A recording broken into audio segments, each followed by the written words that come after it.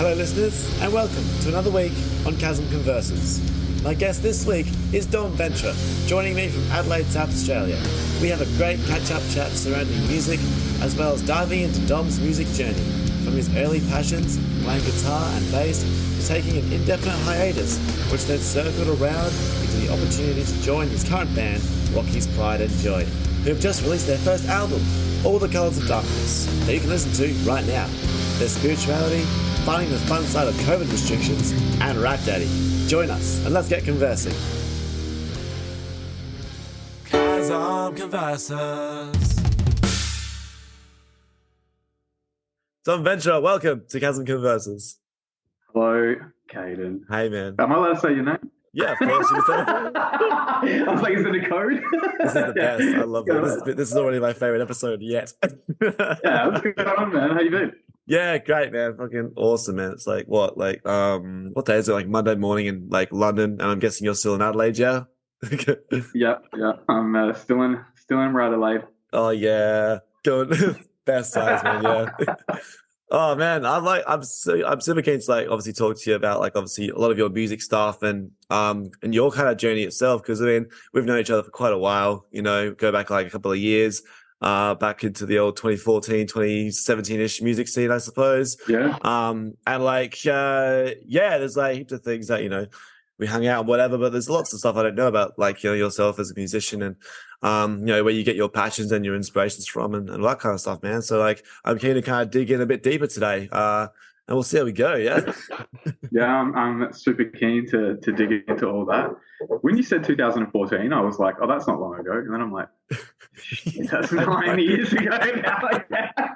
I know, man. Oh, dude, it throws me as well. Someone was telling me the other day, like, about I think it was like we were talking about Bring Me the Horizon or something like that, and they were like, "Oh yeah, I love this album from like, I can't remember what it was. I think it was like their last deathcore album. I think it was like 2009 or something." And I was like, "Oh no, man, that was like 2006-ish or some shit." I'm like, "Oh fuck, dude, like I was like fucking 10." Yeah, I use that at work all the time. Yeah, and then they're all like, "Oh, they'll just throw some reference out there." I'm like, "I don't know, I was 5." Yeah. Oh, man. just to throw it at me. Dude, I mean, massive tangent. You know, the weirdest thing is like, because I've like worked in bars and stuff over here, like for a bit. Not anymore now. I'm out of that. But when I started to, man, like honestly, you'd get like on the front thing you have to ask for ID because the challenge over here is a bit different. But you're just like looking for people who were born literally in 2005 who are allowed to drink, and I'm like, oh, what? 2005? You can I have to kick you out of my bar now? No way. Yeah. It's just it's the impendingness of just not knowing, just the impending doom of getting older, I think. But even so, man. Anyway, let's go back to you. Tell me, how did you get started in music, man? What was like your inspiration to like sort of expose yourself into the music world? I mean, I've always like had music around, and my parents always just, you know, playing music or blasting music. And like my house, a very tiny house we grew up in, but, you know, I had my parents playing their music in like one room, my brother playing music in his room, and then mine, and we're just all clashing at once. What was like the dynamic? Like what were the sort of like the genres and stuff? Oh, Dad's like an Elvis freak. So Elvis, like everything from like Elvis to Jimmy Barnes and a lot of Mum's like loves Rob Thomas as well. Oh, so, yeah. Like, Rob Thomas. Yeah. Fuck yeah, I love Rob Thomas. Dude, I just spent like $1,000 on Matchbox 20 tickets for like a whole family. That's sick. Yeah. That's a good buy, man. That's a very good buy. Yeah. But no, I always, you know, loved music, obviously, just listening to music. But I think it was around like 8 or 10 that I just randomly was like, just want to start playing guitar. But yeah, weird, like sort of, you know, if you believe in the supernatural, just weird coincidences. But like, I honestly remember my dad like just being like, kind of like, oh, cool. And then I found out, I think they mentioned something about, you know, like being around the same age, or my uncle, who I'm actually named after, who passed away before I was born, like played the guitar too. And Oh I don't wow. know if it was around by the same time and stuff. And I was like, wow. Later on, I was like, it's crazy. Maybe I'll go some. Shit, man, it's just matched up. Yeah. All lined up, man. Far out. Yeah.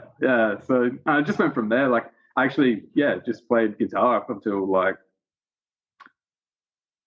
first time I picked up a bass was like year 12. Dude, same. Literally same. Yeah. I mean, I've been playing guitar like that whole time, but who was it? You know, JD? I think it was JD. Josh Jackson Drew. Yeah. I think it was him or somebody else pulled out like last minute before our year 12 assessment. Oh. And they were like, we just fucking need someone to play bass. And I was like, all right, I'll do it. And I think we played like Schism. I was like, this is great. This is a great first bass song to like be learning. But yeah, and then I was like, oh, you know what? It just felt really right. And I was like, why have I never just, picked up a bass before? Dude, that's so funny, man. Like literally, like year 12, I got given the bass in an ensemble that Tosh was a part of. And there was already a bass player in this ensemble, but the teacher just did not know what to do with me. So he just gave me a bass guitar. I was like, you're in this ensemble with this other bassist. And we'll just go from there. And then in the end, like he was, one of those like sort of like, go out on during lunchtime, have the old smokes and this sort of thing. So I ended up being like, he dropped out completely. And then I just like got mushed into this ensemble. And then we like played like Blue Monday, I think, and like The Forest by The Cure. No, Forest by The Cure. And I was like, oh, what the fuck am I doing, man? Yeah, it's weird. I fell into it, but I was like, actually, I just loved playing it. Yeah, man, that's so cool. So when did you when did you sort of transition from that going straight into bands? Like, did it sort of happen straight out of high school, or did you sort of like take some time to find your place? I mean, there was like a band that we attempted, or I wouldn't even call it a band. I don't know what we were doing, but that was during year 12. Probably like carried on a little bit after. And then I don't think much long after that is when I actually bumped into someone who knew Ollie. And he said like his friend was looking for a bass player or something, and that's the 4 millennia era. The 4 millennia era. And then, and then I just completely lost all passion of playing for like years after. I had a lot going on in my life. It wasn't necessarily... I did love playing with those guys, and 100%. But I mean, you guys make good music, and that was always like lots of fun. But then obviously, there's always like things that go on in our personal lives and whatever that's like hinder our wanting to play and like sort of find the fire again to kind of keep on going with it. And like, because after Four Millennia, I think I kind of remember like it was like around 2016ish. I think it was that sort of. I think you may have sort of left that because did you play with like Somnium for a bit as well? I think. Yeah, for a little bit. I remember that. That was fun. But then, I mean, just had a whole bunch of shit going on personally that eventually I literally just lost passion for playing, and it didn't feel like I was enjoying it. It was just like an effort to like go to a practice or to play a gig. Like, can't wait to just hurry up and get this over with. To be honest, for like a little while there. And I honestly didn't even really just put all my stuff aside and like didn't play until Rockies. Wow, really? Shit. Crazy, man. Yeah. I didn't like even, not even at home or anything. I was just like. Really stood back from it. Damn, man. Did you still kind of like did you still sort of like involve yourself in the scene or like go see shows and that kind of thing as well? Or did you really just like completely cut yourself off from music altogether? I think I still went to shows and like, still had friends playing and enjoyed like the punter aspect of it. Yeah, right. But actually playing music, I mean, with that is obviously like you're going to gigs at the time there's a lot of drinking involved with that as well. So it was like, especially if it was like hand in hand. It's like, I mean, I didn't quit playing music to like drink. That's not what I'm saying. But no. It's just like, but yeah, it was just a a weird moment in my life, and I just put it all aside. I was like, I got to fix up all this sort of stuff first, and just get motivated and enjoy playing. Yeah, no, 100%, man. It's a very good way to go about it, man. Especially when things aren't, of course, going well and whatever. So then, like, I guess, how did Rocky's Pride and Joy sort of come along then? From like, and how did it sort of lift you out of that spot into wanting to play music again? I remember exactly where it was because I the night before Jesse messaged me, who's the drummer in Rockies. I was with my parents and I was like, you know what, like I feel like everything was going like super well in life, and I was like starting to play a little bit again. I'm like, I think I want to like join a band again. Nice. And literally the next day, I went and picked up my brother from getting tattooed. And I just got a message from Jesse like, hey, do you want to come over? Like, here's a song we've written. Do you want to like see if you want to play in this? And I was like, that's a sign. There you go, done. Yeah. Wow. And just went from there. That's so cool, man. I love that. Like, yeah, you love that it's all lining up, man, all together. But no, that's brilliant. That's a really cool way that that sort of happened for you. Yeah, dude. I mean, I guess like, because when Rocky sort of started off, like, because I haven't seen you in quite a while, sadly.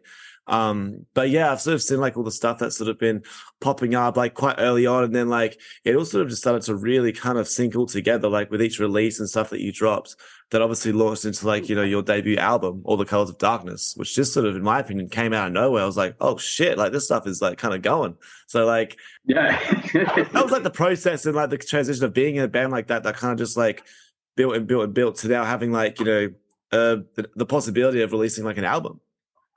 Probably, I don't know how long it was. I can't even remember how long it was before we actually played a show.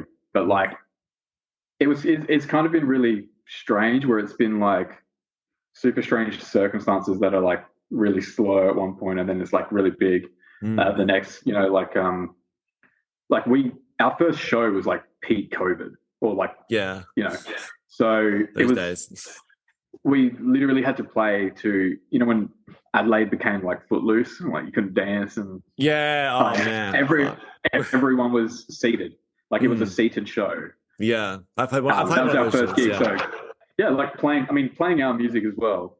Yeah, it's kind of like really strange to be playing and like really trying to give like a good show, and then everyone's just forced to like sit 3 people at a tiny stool. Like whatever the hell that was.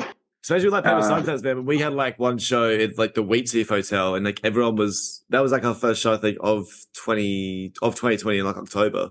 And everyone still had to sit down, whatever, man. Like try to play our music as well in that same regard. Yeah. Everyone's like just sitting there, and then people in the back just like rocking on their chairs. Like, good, get into it, yeah. And then I guess we went from that slow progression of like more and more liberties being, given. So then they could stand up at a show, but they couldn't dance. Then you could stand up, but you couldn't. You could dance, but without a drink, or like whatever the hell that whole thing was. Like there was these weird, like you can do this, but not this. That was so fucked, man. Like it was like you could go to the bar and buy a drink or something, but you had to sit down at a table and drink it. You couldn't like stand up and drink it. It was. I don't know. So strange. Yeah, man. Wow. As if we lived through that shit, really. Like, I mean, one day if I ever have a child, man, like I'll be telling them, like, did you know that Dad could like buy a beer at a bar, but then he couldn't stand there with the beer, he had to go over there and so like sit down, otherwise he'd get in trouble. It is super strange, but I mean, then we ended up playing like. I will say that I got to play feminine theatre because of that. So yeah, dude, pretty stoked. Yeah, that'd be good. I mean, obviously we were on. They were like, the doors are opening at this time, and that's when you start playing. And I was like, can we just have like 15 minutes or like 10 minutes for like people to walk in? Yeah. Like as soon as the doors were open, that's when we had to start playing. So we were initially playing to no one. Oh, man. At Semi Theatre, but I was just the fact that we got to be on that stage, and play. I was like, who gives a fuck? Let's go hard. Let's have a good time. Because that was that like a festival run of shows or something that was going on? I think. Yeah, if I can remember. Yeah, it's because it was actually run by Spotless. He's Nice, a nice. local Adelaide legend. Yeah, nice. But yeah, he just got some like grant or something during that time, so I put on a thing where it was like every Friday or whatever it was for like a month was all local acts, still seated. Yeah. But it was yeah, pretty cool just to be there. So, and then yeah, kind of out of nowhere, like we just continually played shows and stuff, and then basically like our music just got passed on to this label that I love, and just went from there. Like sick. they just contacted us and were like, "Yep, let's do it." And then that sort of just kicked us into gear of being like, initially we weren't even going to do a full album; it's just going to be like an EP. Yeah. But they were like, "Nope, albums are give us an album, basically." So we were like, "Okay, cool, yeah, like yeah, we're gonna get this all sorted." So That's awesome, but man. yeah, That's great. yeah, Well done, man. That's so cool, man. Like, especially, just jumping straight into an album rather than doing like EPs and stuff. Shows like the label as well is kind of like, yeah, dude, like, nah, just fucking let's do this. Like, it's not sort of beat around the bush or whatever. Let's just launch straight into a full length album, man. That's sick, just man. completely flipped our plans, yeah, but like in a very good way. And I think it just forced us to like produce what we all love. Like, no one's got anything on there that we're not proud of. We're proud of the whole thing. So yeah, it's been awesome. 100%, man. And I mean, there's a lot of bands, especially in Adelaide, who haven't even had the chance to even like create an album yet, or haven't even done an album yet. So like, you're in that real kind of like cool group of people who've been like, yeah, like I could say this is my baby, this is my album right here. So that's like, I'm still hoping for the day that I can have that same sort of spot. But like, it's a good feeling. It's a good spot to be in, man. I was so stoked that you got Rat Daddy to be in the Your Hell video. And I love the fact that it's literally just him running towards you and just beating you up. As both being wrestling fans, I think we can both absolutely appreciate that. Well, you do know, like, Jesse, so the drummer, that's her cousin. Right, yeah, okay. I didn't know that. But, we really were like, let's get a film clip for something. We love that song. And again, like, the whole process of making the album was like pretty awesome, but it's also like, oh shit, like it's everything, it just creeps up on you. You're like, this has to be done, this has to be done, this has to be done. Okay, we've got like, and Connor, who's just Connor Mercury is just an absolute legend. Like, we gave him like zero time. Like, hey, can you do this? We're here. Can you do this? We have a really rough like idea of what we think we're going to do. Yeah. Barely a concept, and we like caught up with him and just like talked to him a little bit. Didn't have a location. Wow. Didn't have so no real concept, no location, and we're like, let's make a music video. Let's do it. Let's do it raw, man. And then we're like, we need somebody who looks like, I guess like intimidating, or like who can we get who like will be willing to do this, just come out with us during the week, like a whole day. And we're like, Rat Daddy. Yeah, for sure, Rat Daddy. 100%, man. I love that. But yeah, I've always wanted him in a film clip as well. I was like, I cannot. Yeah, I mean, for anyone who doesn't know who Rat Daddy is, he's a local wrestler. Adelaide professional wrestler. He came overseas as well. He went over to America as well. There's some I think he was in Chicago and stuff as well, wrestled over there. But no, I mean, once you've seen him, you can't take your eyes off him, really, because he is one of a kind. The father of rodents himself. Buy his merch. It's good shit. Yeah, we just spend a day doing that. And like, funnily enough, I'm the only one who didn't actually have to be sprayed in fake blood. Oh, really? Yeah. You somehow escaped that.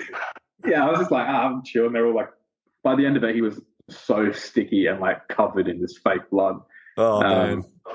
I was like, man, thank you for doing this. Like, he had to run a lot as well. Like, if it was me, I would have given up and been like, nah, this is it. He was sprinting for like a long distance multiple times. All that wrestling training came in handy then, I think.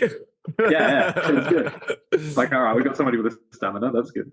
That's awesome, man. I'd love to ask you, who did like the artwork of your album? Like, is that a place in Australia, or is that just like done by like outside of Australia, or like who did that for you?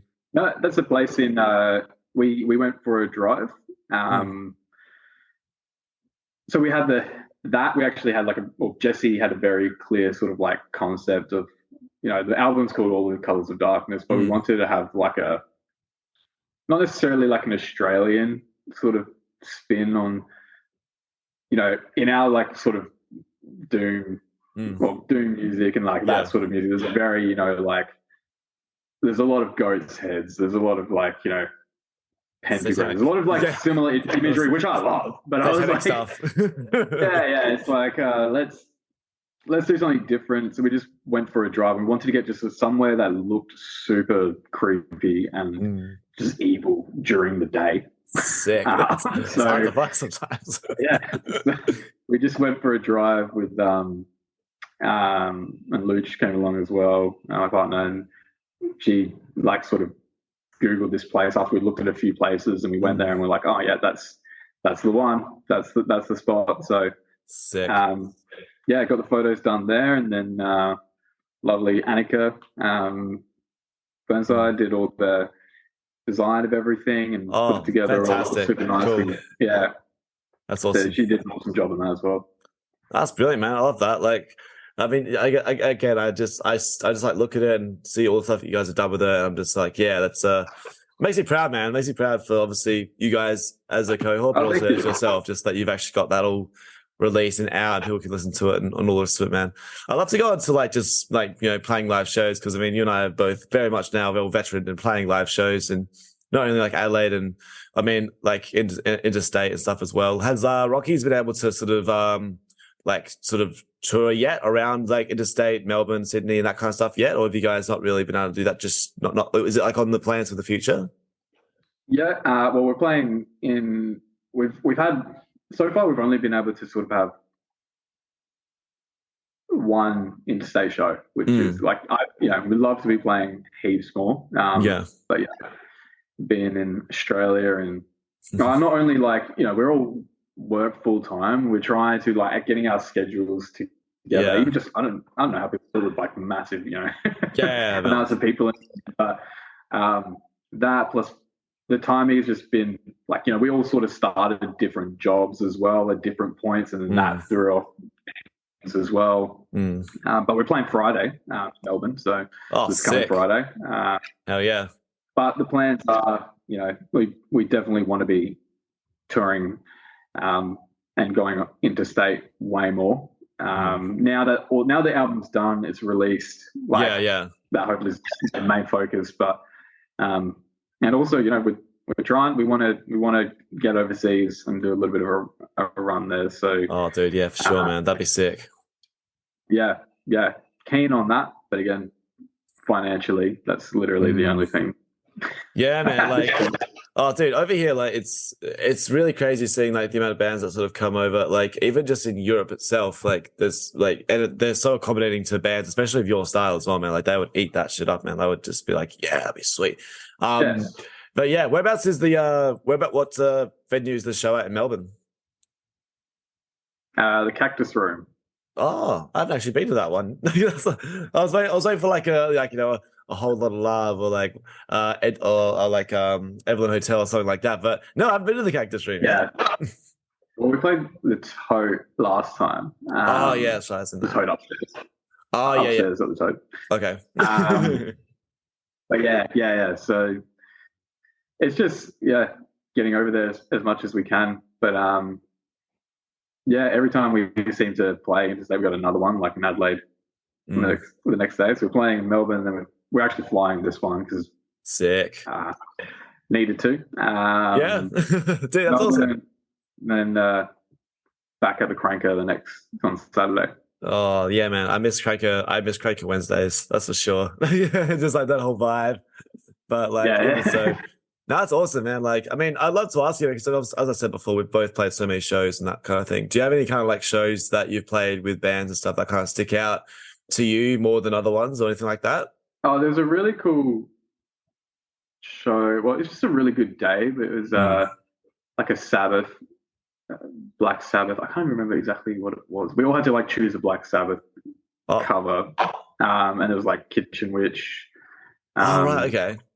and it was like a whole day thing, but that was just Mm. like a really fun environment. I mean, yeah, weirdly, like the one I'm just like fondly remember, obviously just playing it on the stage, but the feminine one was just like burnt in my mind because it felt so weird. I mean, because there's like three of us as well. Yeah. You're on that stage. Yeah. It's like you get on there, you're like, I got so much space. I'm used to having like, venues I play with this. Yeah. I'm used to being in like the front room of the Exeter Hotel with my bass just touching the wall. Yeah.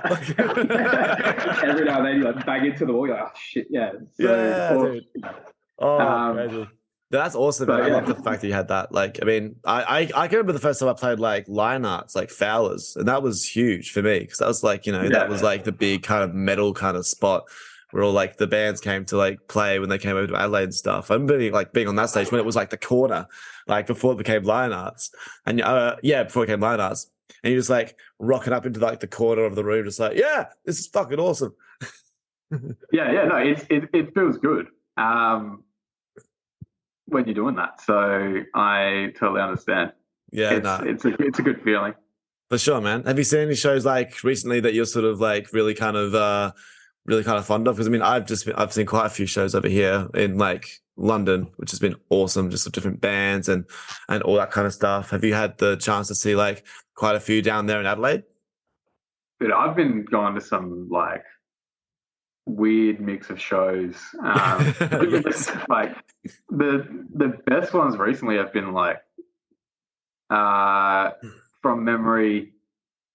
I saw Brad Cox, who's like a country Australian. Oh right, really? I haven't heard of him. I love Brad Cox, and he, that was.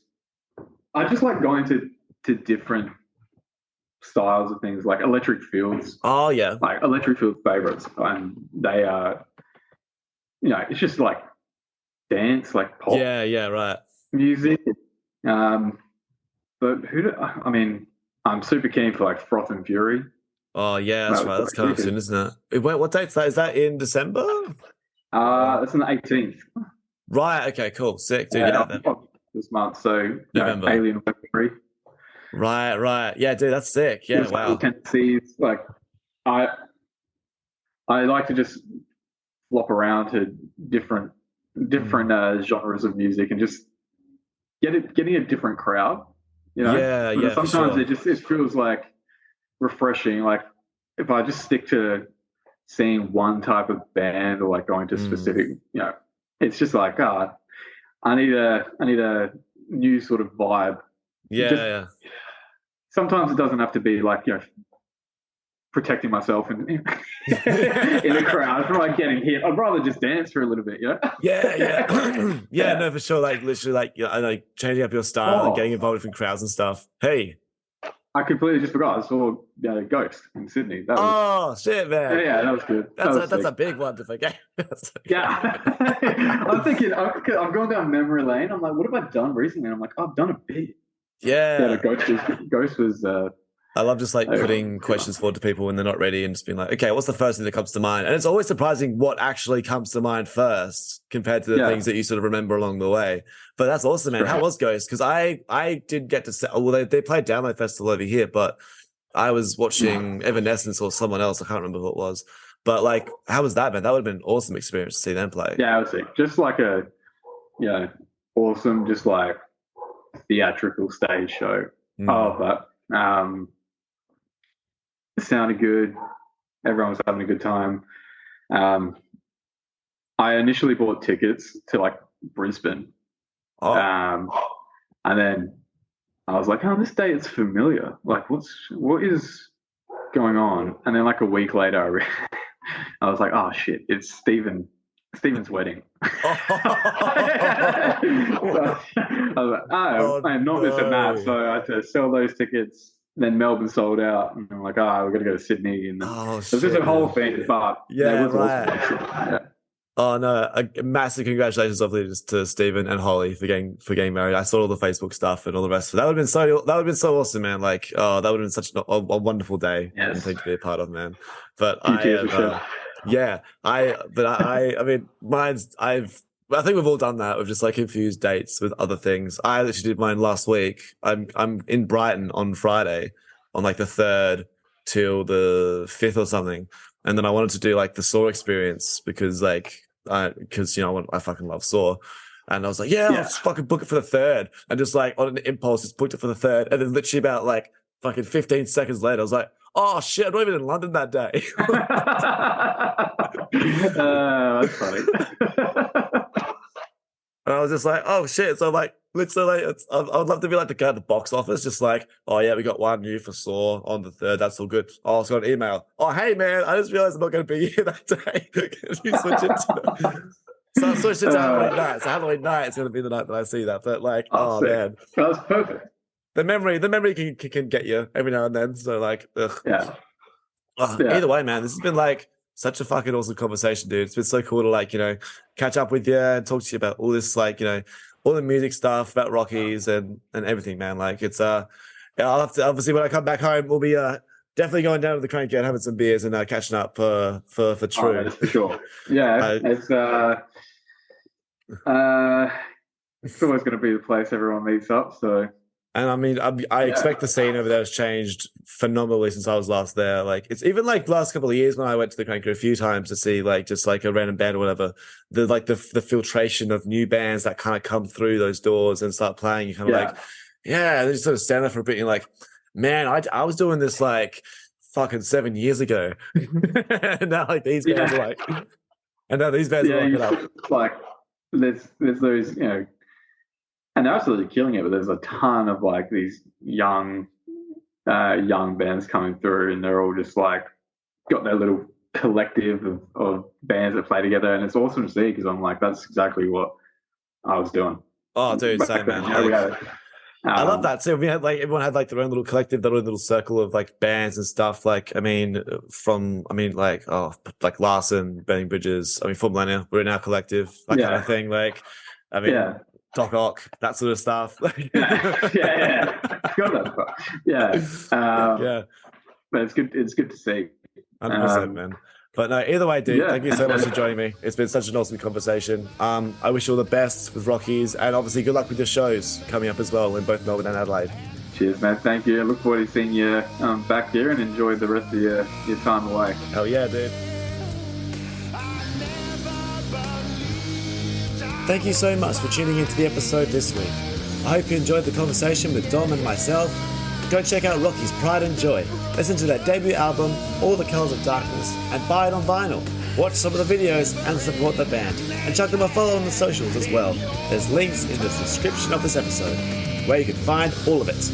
As for myself, please leave a rating and a review for the show, wherever you listen to your podcasts. And I'll see you next week for a new episode with a new guest here on Chasm Converses.